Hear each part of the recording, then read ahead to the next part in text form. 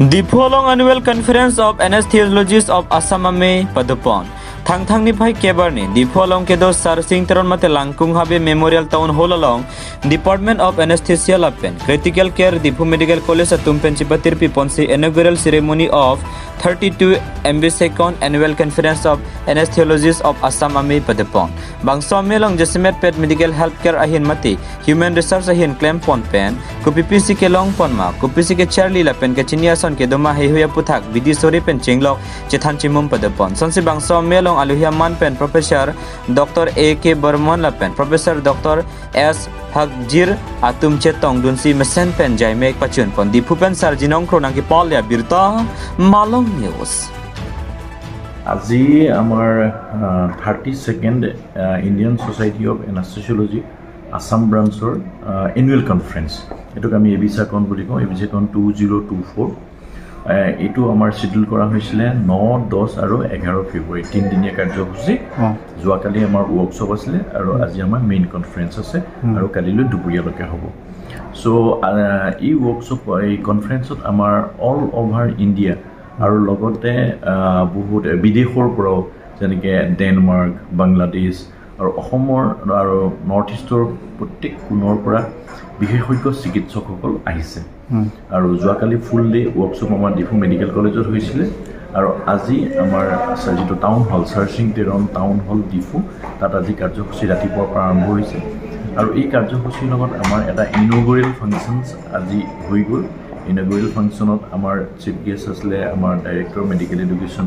Dr. Anup Kumar Burman aru Diphu Medical College of principal Professor Sumitra Haksir aru ei conference or বিশেষত্ব to hol je iate amar ohomor ba north eastor বিভিন্ন post graduate student যি হলে post graduate কৰি আছে এই বিভাগটো anesthesiology and critical care তেওঁলোকেও join কৰিছে দা মেইন এইম এই কনফাৰেন্সৰ হল এক্সচেঞ্জ অফ নলেজ তাৰমানে আজিৰ দিনত যিমান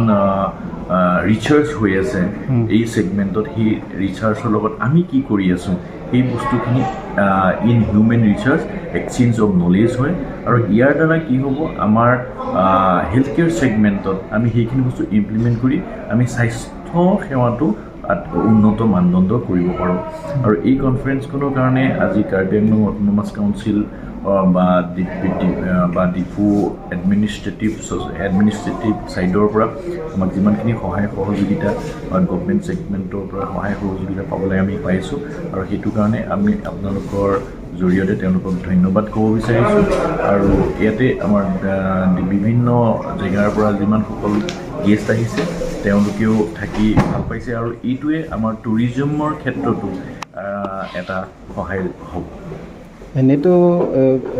অল কাৰ্বি আংলং হয় না আজি অল কাৰ্বি আংলং মানে ইয়াত গেষ্ট আহিছে ইয়াতে গেষ্ট মই ক'লো নহয় all over Assam north east আৰু ইণ্ডিয়াৰ যেনেকৈ দিল্লী কলকাতা চেন্নাই হায়দৰাবাদ উৰিষ্যা ভুৱনেশ্বৰ তেওঁ এইবিলাক জেগাৰ পৰা বিশেষ এক্সপাৰ্ট চিকিৎসকসকল আহিছে আৰু তেওঁলোকে এটা ইয়াৰ পৰা এই ডিফু চহৰখনৰ বিষয়ে এটা পজিটিভ ইম্পেক্ট লৈ যেতিয়া সেই জেগাবিলাকত বিভিন্ন মহলত আলোচনা কৰিব ডেফিনেটলি এইটোৱে আমাৰ ডিফুখনৰ মানদণ্ড উন্নত মানদণ্ডৰ এক পৰিস্থিতিলৈ পৰিৱেশলৈ লৈ আহিব থেংক ইউ